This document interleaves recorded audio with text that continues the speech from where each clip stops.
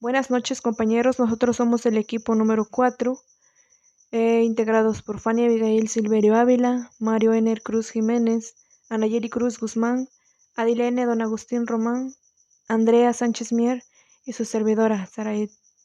Y nosotros les vamos a exponer los temas 13 y 14.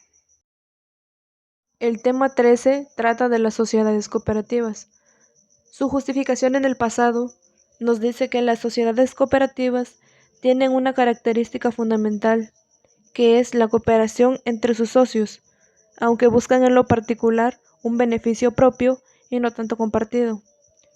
Para Puente y Calvo, tal vez se encuentra su origen remoto en la forma de realizar la industria agrícola o el comercio marítimo por grupos interesados a ellos. El objetivo de la doctrina cooperativa es la abolición del lucro y del régimen asalariado y sustitución por la solidaridad y la ayuda mutua de los socios, sin suprimir por ello la libertad individual. Ahora definiremos qué es una sociedad cooperativa. Nos dice que es un tipo de sociedad bajo régimen de libre adhesión y baja voluntaria, compuesta y organizada por personas que se solidarizan y asocian para realizar actividades empresariales, encausadas a satisfacer sus propias necesidades y aspiraciones económicas y sociales.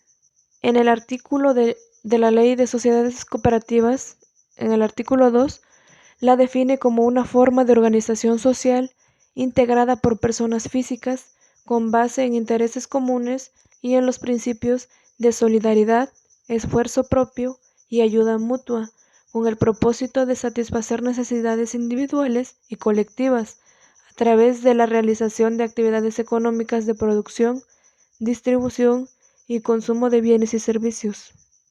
Nacen del interés común en una sociedad que decide unir esfuerzos y capital para llevar a cabo determinada actividad empresarial, la cual no podría realizar cada individuo por separado. Y aunque los rendimientos se distribuyen en proporción a la participación de los socios, la cooperativa es diferente a otros tipos de sociedad porque su administración es democrática. Su naturaleza jurídica se establece en el artículo 212 de la Ley de Sociedades Mercantiles, en donde establece que las sociedades cooperativas se regirán por su legislación especial. Ahora vamos con la clasificación de las sociedades cooperativas. Son 6 tipos de sociedades. La primera es sociedad cooperativa de responsabilidad limitada. En esta clase de sociedad cooperativa, el socio solamente responde por el pago del monto de su certificado de aportación. Existe aquí un límite de riesgo para el cooperativista. Una sociedad de responsabilidad limitada es uno de los tipos de sociedad más comunes en México. Es limitada porque en el caso de deuda por fondos insuficientes, los socios sí deberán responder por la cancelación de la misma. Por ello son responsabilidad, ya que los socios solo responden por el valor de sus acciones y no por el total del capital de la persona moral. La segunda es la sociedad cooperativa de responsabilidad suplementada. En este tipo de sociedad se dividen las obligaciones entre los socios, pero respetando un tope máximo señalado en el acta constitutiva. Se puede pensar que también aquí existe un tope o límite de riesgo, aunque dependerá de lo acordado.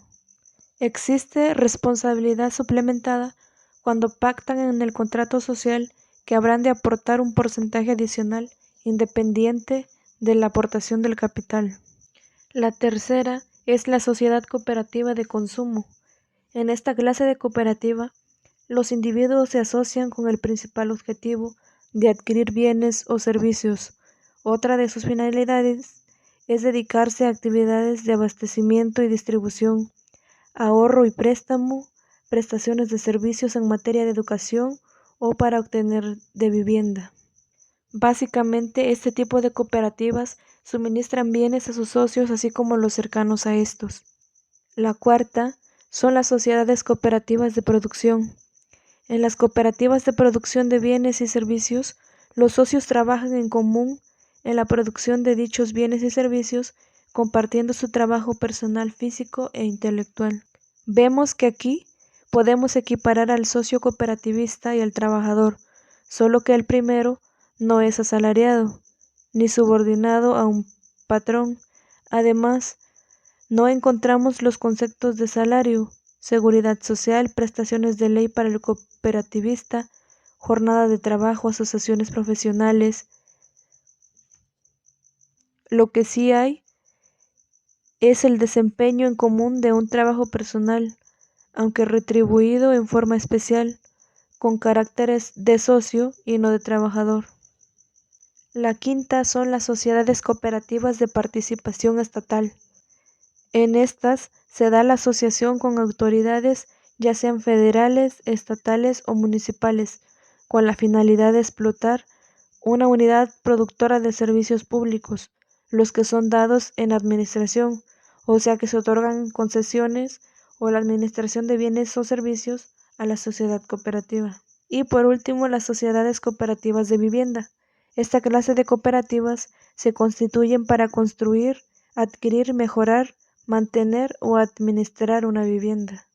Buenas tardes, compañeros y maestros. Yo voy a abordar el tema de personalidad jurídica. Mi nombre es Fanny Abigail Silverio Ávila. Bueno, nos dice que toda cooperativa es obviamente una persona moral, con una personalidad jurídica propia y distinta de la de cada uno de los socios. Es sujeta de derechos y obligaciones con un patrimonio, nombre y domicilio. La personalidad de la sociedad inicia a partir de la firma del acta constitutiva, sin tener ya, conforme a la nueva ley de 1994, que contar con la autorización federal a través de la Secretaría del Trabajo y Previsión Social, como era necesario antes. El nacimiento de una cooperativa. En la constitución de una cooperativa debe de observarse lo siguiente. Número 1. El reconocimiento de un voto por socio, independientemente de sus aportaciones. El capital social será variable. Igualdad de derechos, obligaciones y condiciones para las mujeres. Duración indefinida, lo normal conforme a la ley de sociedades mercantiles, en que las sociedades tengan una duración determinada, un mínimo de 5 socios. Acta constitutiva realizada en Asamblea General y que deberá contener generales de los fundadores, es decir, de los otorgantes del contrato social. Las bases constitutivas de una cooperativa.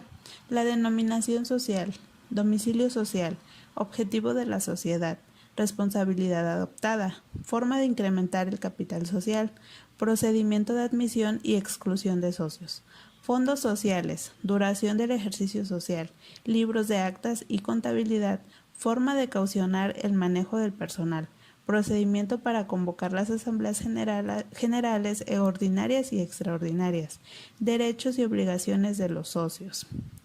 El patrimonio, capital social, aportaciones y certificado de aportación. En virtud de que las sociedades cooperativas tienen una personalidad jurídica amplia, cobra sentido que éstas tengan un patrimonio. Es más, toda sociedad debe de poseer un patrimonio, aunque sea mínimo, conforme a la ley, ya que sin él nada se puede hacer. El aumento o disminución del mismo corresponde acordarlo en la Asamblea General Extraordinaria. Voy a hablar un poco de lo que son los fondos sociales. Se dividen en dos. Fondo de reserva legal.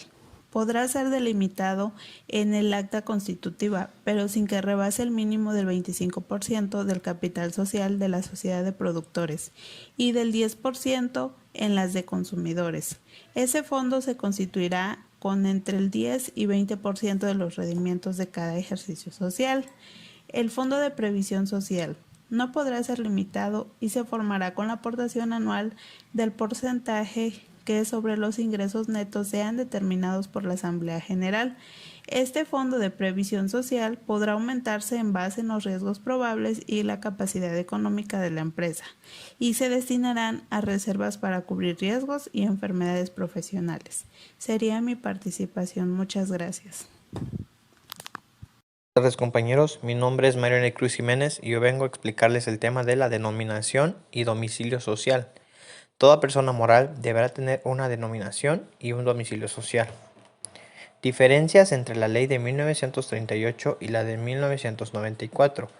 Definitivamente, las actividades o finalidades de las cooperativas, de acuerdo con las disposiciones de la ley de 1938, eran mucho más limitadas y controladas.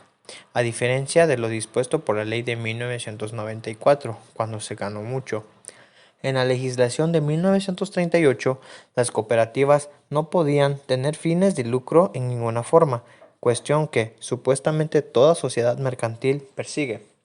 Si las sociedades cooperativas se consideraban mercantiles, era un poco difícil entender que no persiguieran fines de lucro. Nuevos socios. Toda sociedad tiene en un momento determinado la necesidad de aumentar su capital social y una de esas formas es precisamente aumentar el número de socios. Esto se ve más claro en las sociedades de capital, donde el socio representa necesariamente dinero, socio capitalista. Se trata de una regla sencilla. Aumentan los socios, aumenta el capital social, pero tratándose de sociedades cooperativas no es exactamente así, pues es necesario recordar que en las sociedades cooperativas, especialmente en las de producción, la participación del socio es una gran parte de la aportación de su trabajo, ya sea físico o intelectual, es decir, de una de otra manera hacen un trabajo que es lo que vale como entrada a esa sociedad cooperativa. Separación forzosa y voluntaria de socios. Es un principio del derecho societario, el mismo tiene base constitucional y se trata precisamente de la libertad de asociación y también del retiro voluntario del socio, pero también es cierto que existen causas de exclusión de los socios. A la Asamblea General le corresponde conocer y resolver al respecto. Causas de exclusión de los socios. Desempeño de labores sin la calidad requerida. Incumplimiento reiterado sin causa plena y debidamente justificada. Infracción repetida de disposiciones de la ley, de bases constitucionales o del reglamento de la sociedad cooperativa. Socios cooperativistas no nacionales. Un extranjero puede perfectamente formar parte de una cooperativa, aunque para ello debemos entender que haya ciertas limitaciones. Por ejemplo, la limitación sobre el porcentaje de la aportación que no podrá rebasar el que establece la ley de inversiones extranjeras y que en las cooperativas de producción es de 10%. Existe otra limitación, como la que se da en materia laboral. Un extranjero trabajador puede formar parte de un sindicato, sin embargo, no podrá ser administrador del mismo. Algo similar sucede en las cooperativas, pues ni podrá desempeñar puesto alguno de dirección o simple administración. Buenas tardes, compañeros. Yo soy Anayeli Cruz Guzmán. A mí me tocó órganos de las sociedades cooperativas. Como toda sociedad personal, moral, ficción de derechos, la sociedad cooperativa debe de tener un representante legal, ya sea individual o colectivo. En el caso de ser colectivo, formará un consejo de administración. El artículo 34 de la ley señala los órganos de las sociedades cooperativas. Órganos de las sociedades cooperativas. 1. Asamblea General. 2. Consejo de Administración. 3. Consejo de Vigilancia. 4. Comisiones por ley o indicadas por la Asamblea General. Primero, ¿qué es una sociedad cooperativa? Es una organización social integrada por personas físicas con bases e intereses comunes con el propósito de satisfacer necesidades individuales y colectivo para la realización de actividades económicas. Hay 3 tipos, las de consumo, las de producción y ahorro y préstamo. El representante es quien actúa en nombre de otra persona y es reconocido por la ley y es quien tiene facultades y atribuciones específicas y encargado de representar la toma de decisiones. Ejemplo, un gerente de empresas. Para que una sociedad sea reconocida debe de tener los siguientes. Sin esos requisitos no se puede constituir una sociedad cooperativa. Asamblea General es el órgano supremo de la sociedad y sus decisiones obligan a todo socio ausente o disidente. Dentro de sus facultades tenemos a. Aceptación, exclusión, separación voluntaria de socios. B. Modificación de bases constitutivas. C. Aprobación de sistemas y planes de reducción. D. Aumento de patrimonio y capital social. E. Nombramiento y remoción de miembros del Consejo. F. Examen de sistemas contables. G. Aplicación de sanciones disciplinarias. H. Reparto de rendimientos y excedentes. Esto quiere decir que, como se dice, en la Asamblea General es el órgano supremo de toda sociedad, del cual es un acto de asamblea junto o reunión de los socios cuyos actos son aprobar, sancionar o modificar ciertos actos o decisiones con el fin de beneficiar en todo momento a la sociedad cooperativa. Administración de la cooperativa. Un consejo administrativo es el que se encargará de la administración de la sociedad cooperativa. Corresponde a ese consejo la función ejecutiva de la asamblea, es decir, el ejecutor de las decisiones tomadas por el órgano soberano de la sociedad será el representante de la misma y quien tenga la firma social. El consejo de administración como mínimo se integrará con un presidente, un secretario y un vocal, pero puede suceder que por el número de socios inferior a 10, el mínimo conforme a la nueva ley es de 5. Bastará que se designe a un simple administrador. Una característica del Consejo de Administración en las cooperativas es la duración de su cargo, en el que no será de más de 5 años, aunque cabe la reelección cuando el mínimo de las 2/3 partes de la Asamblea General lo apruebe. El Consejo de Administración son todas aquellas personas que tienen el tal carácter en el que corresponde a ellos ejecutar todo tipo de asambleas, así como cumplir con todas aquellas determinaciones que se tocarán en alguna asamblea. El Consejo de Vigilancia es el encargado de vigilar que el Consejo de Administración cumpla con sus facultades y obligaciones en cada una de sus acciones. Así también será el encargado de vigilar que se cumplan con sus estatutos y reglamentos interiores de trabajo. Todo aquello que el Consejo de Vigilancia tome nota en donde se determine que no cumplieron con sus obligaciones, el Consejo de Administración se desahogará o se tocarán los temas a tratar en una asamblea, ya sea ordinaria o extraordinaria. Buenas tardes, compañeros. Mi nombre es Adilene Don Agustín Román. Yo les voy a hablar de capital variable, fusión y liquidación de las sociedades mercantiles. Bueno, las sociedades de capital variable, el último párrafo del artículo 1 de la Ley de Sociedades Mercantiles establece que cualquiera de las sociedades reglamentadas por la misma podrán constituirse como sociedades de capital variable. Se trata de una modalidad de las sociedades que puede ser adoptada por todas y cada una de ellas. La excepción la integran las sociedades de responsabilidad limitada de interés público, así como las sociedades cooperativas, las cuales deberán ser siempre sociedades de capital variable. El aumento o la disminución de capital de sociedades de capital no variable, salvo los dos casos antes mencionados, supone la modificación de sus capitales y por lo tanto de sus escrituras constitutivas. Esto no sucede cuando una sociedad adopta la modalidad de capital variable. Para estas sociedades no implica cambio alguno. El artículo 213 de la misma ley dispone que en las sociedades de capital variable, este será susceptible de aumento por aportaciones de los socios o por admisión de nuevos socios y de reducción por retiro parcial o total de aportación. Las sociedades de capital variable se regirán por las disposiciones que corresponden al tipo de sociedad que haya adoptado esa modalidad. La reducción del capital social puede efectuarse por retiro parcial o total de las aportaciones.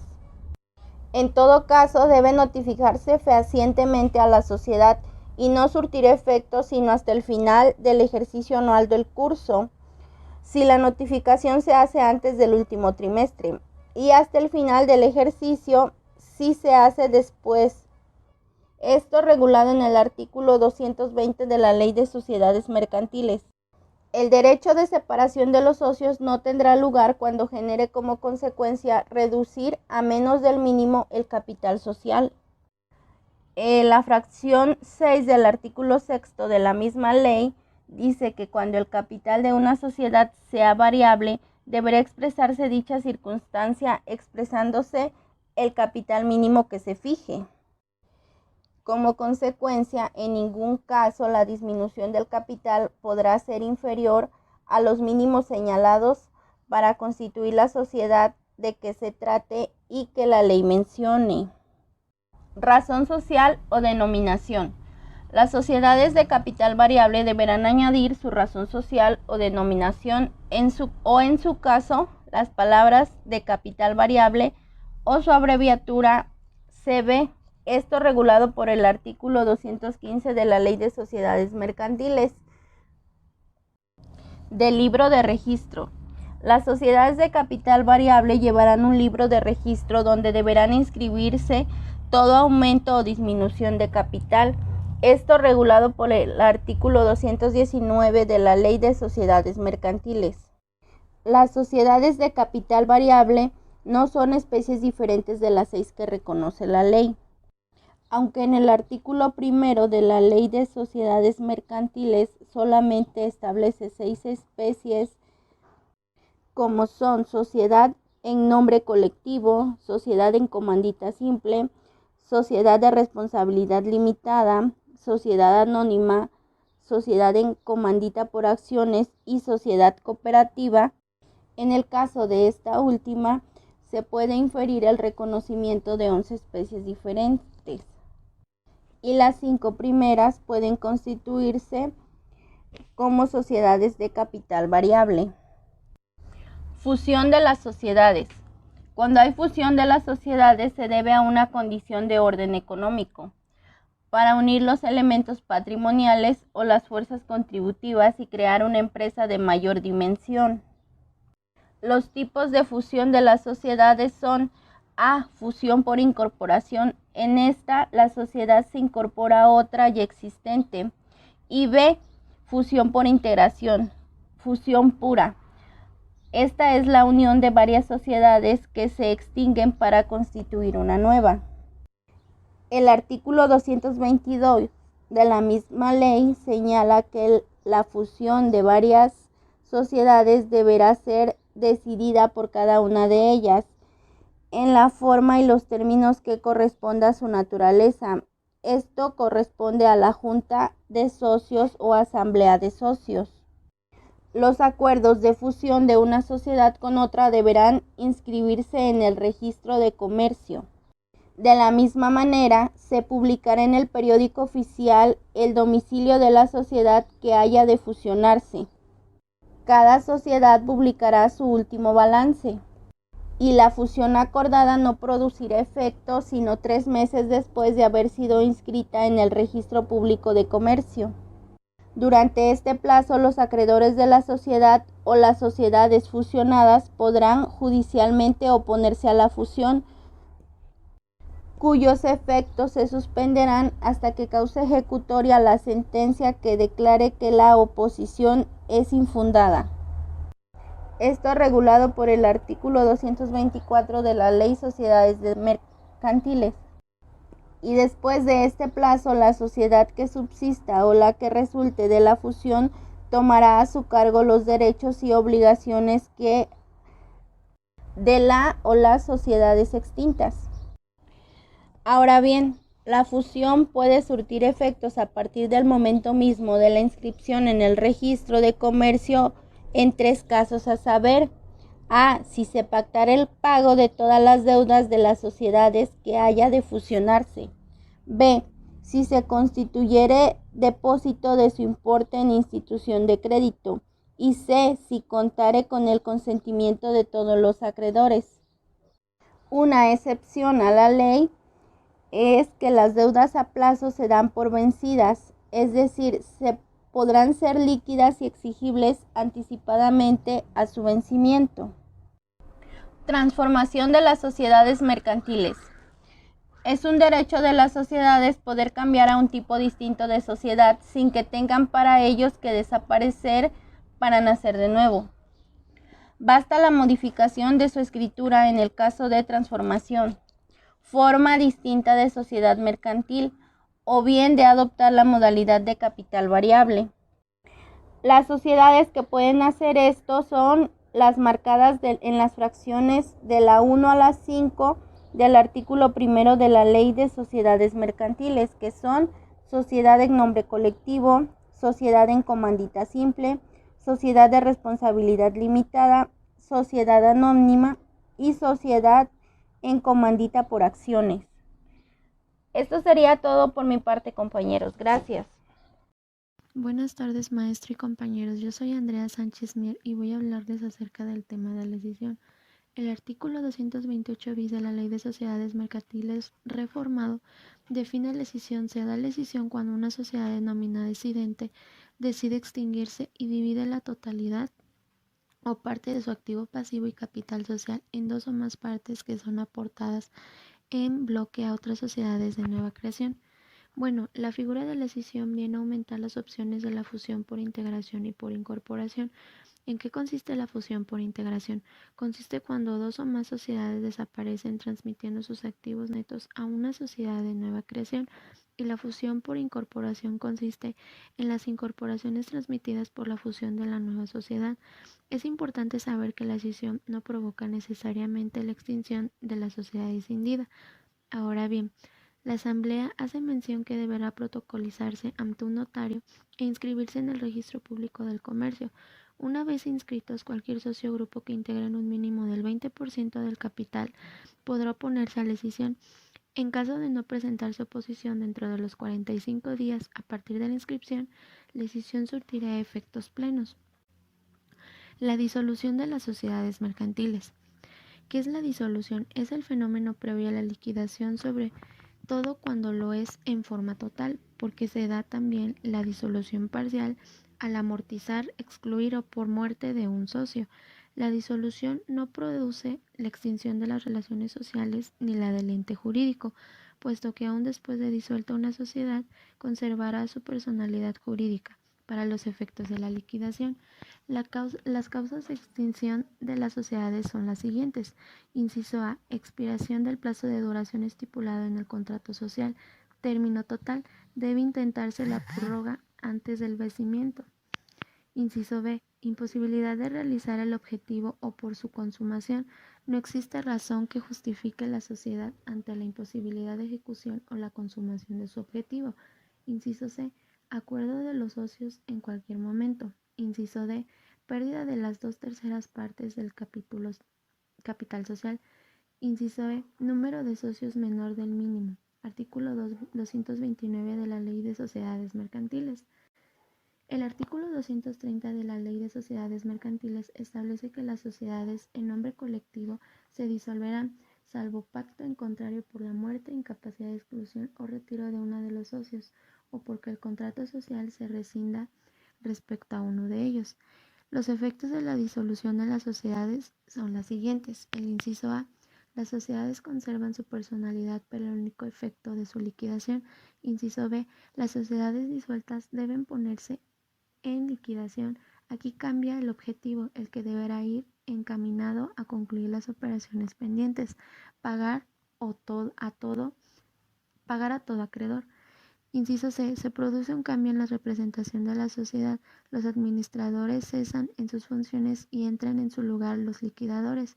Artículos 235, 236 y 241 de la Ley de Sociedades Mercantiles.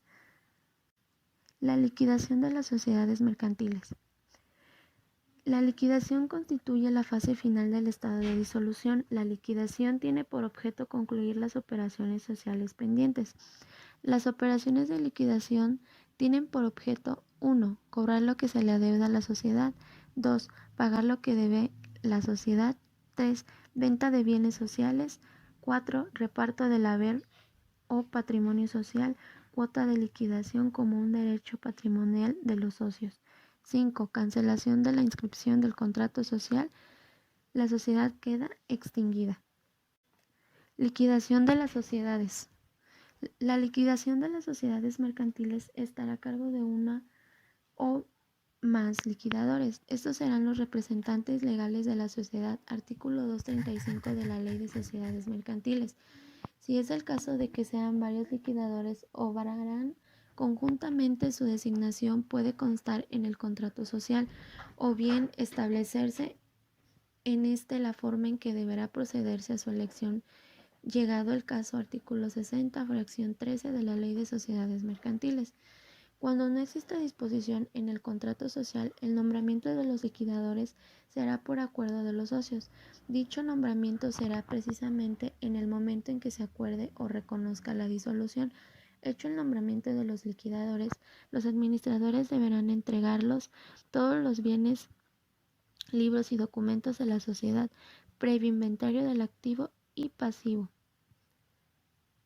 Los liquidadores quedarán obligados a conservar en depósito los libros y papeles de la sociedad durante 10 años después de la fecha en que se concluye la liquidación.